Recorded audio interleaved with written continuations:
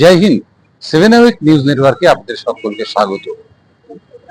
পানিহাটি পৌরসভা কার্যত অচলাবস্থা। আমরা দেখতে পাচ্ছি যে বিভিন্ন পৌরসভাগুলোতে স্থানীয় নবনির্বাচিত বিধায়কেরা, সেটা অন্য দলের হতে পারে বা সেই দলেরও হতে পারে, তারা কিন্তু পৌরসভাগুলোতে যাচ্ছেন, পৌর প্রধানদের সঙ্গে আলোচনা করছেন এবং পৌর পরিষেবা যাতে ব্যাহত না হয় তার জন্য ব্যবস্থা নেওয়ার কথা বলছেন। কিন্তু ব্যতিক্রম পানিহাটি পৌরসভা।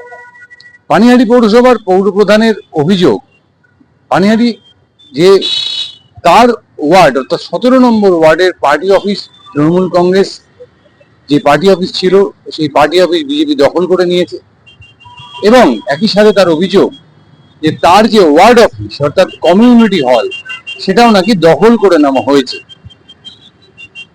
আমরা দেখতে পাচ্ছি যে পানিহাটির বাসিন্দাদের ঠিক নির্বাচনের মুখে পথশ্রী প্রকল্পে প্রচুর রাস্তা সেগুলোকে বরাদ্দ করা হয়েছে, খারাপ হয়ে যাওয়া রাস্তা, নিচু হয়ে যাওয়া রাস্তা, সেইগুলোকে আবার তৈরি করে দেওয়ার কথা হয়েছিল, কাজ শুরু হয়েছিল।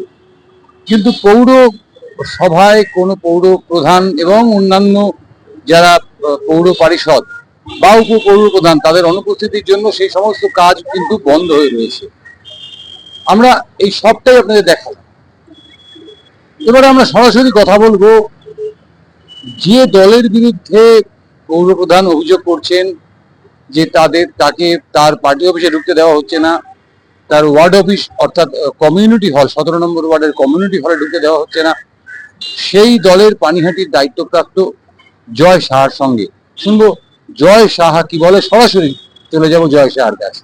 আমরা এখন সরাসরি কথা বলে নেব পানিহাটির বিজেপির অন্যতম নেতা জয় সাহার সাথে।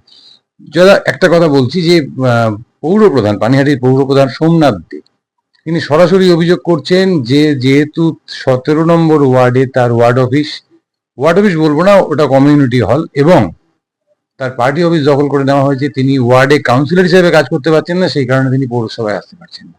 কিন্তু ওনার অনুপস্থিতির জন্য পুরো পানিহাটির যে পৌর পরিষেবা সেটা বন্ধ হয়ে রয়েছে। কি বলবেন?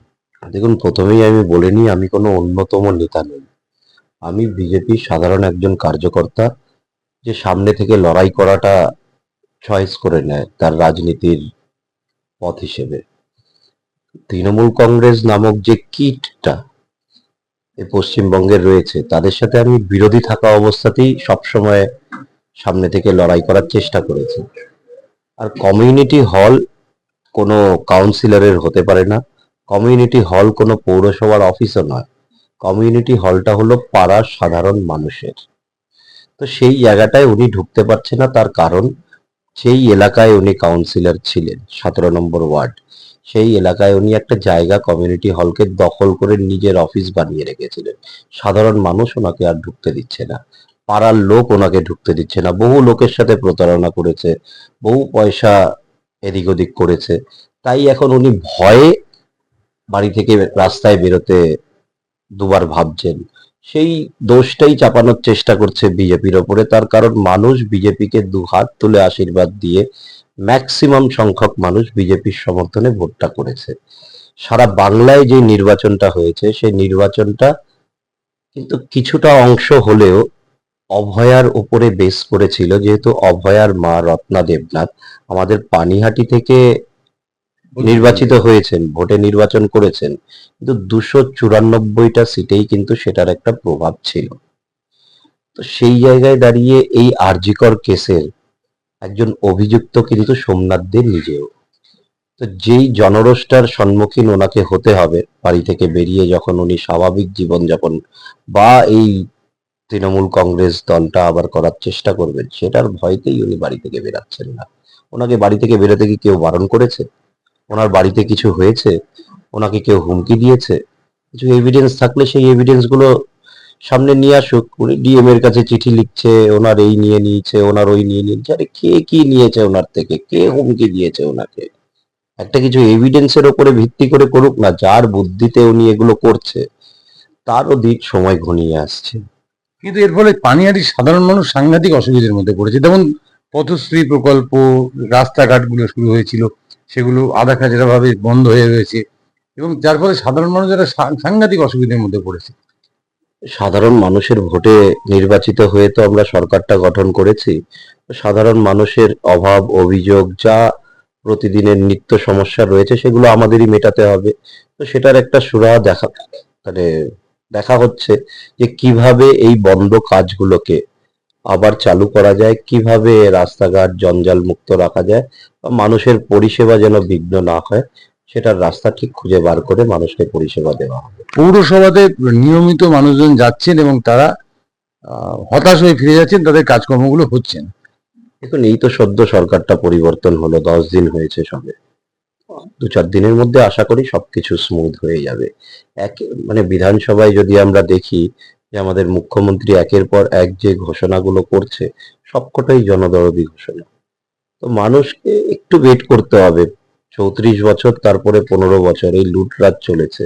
তো সেটার থেকে মুক্তি যখন মানুষ এখন পেয়েছে, 10 দিনেই অস্থির হয়ে গেলে হবে না। 2-4 দিন 5 দিন সমস্যার সমাধান একদম মানে হবে। চেয়ারম্যানকে কি আপনি পৌরসভায় আসার জন্য অনুরোধ করবেন? যে সেটা ওনার ব্যাপার, ওটা ওনার ব্যাপার। উনি কোথায় যাবেন কি যাবেন না সেটা আমরা ঠিক করে দেওয়ার তো কেউ নই। ওনার যদি সেই সৎসাহস থাকে তাহলে উনি যাবেন, বা উনি যদি মনে করে থাকেন যে উনি কিছু পাপ কাজ করেছেন তো সে ফল তো ওনাকে ভুগতেই হবে। সে পৌরসভায় যাওয়ার টাইমেও ভুগতে হতে পারে বা রাস্তাঘাটে ঘোরাটা, যতই ভগবানের কাছে গিয়ে এখন পুজো করুক অর্চনা করুক, পাপ যখন করেছে সেটার ফল ওনাকে ভুগতে হবে। আমরা শুনলাম জয় সাহা কি বললেন।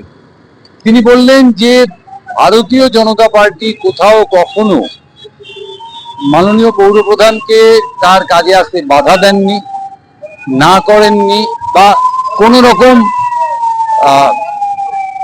প্রতিবন্ধকতা সৃষ্টি করেননি। কিন্তু পানিহাটি পৌরসভার পৌরপ্রধানের নামের সঙ্গে জড়িয়ে গেছে আরো অনেক অনেক অনেক অভিযোগ, গল্প ইত্যাদি।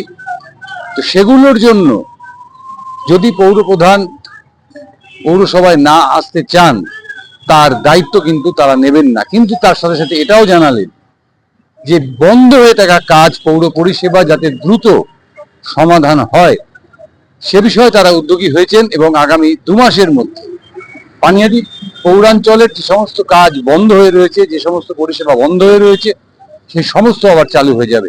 এখন সবটাই নির্ভর করছে ভবিষ্যতের দিকে এবং আমাদের অপেক্ষাও করতে হবে আগামী দিনগুলোর জন্য, যে দিনগুলোর কথা জয় সাহা বললেন। ক্যামেরায় শ্যামল পালের সঙ্গে চন্দন সেনগুপ্ত, 7 নিউজ, পানিহাটি। জয় হিন্দ।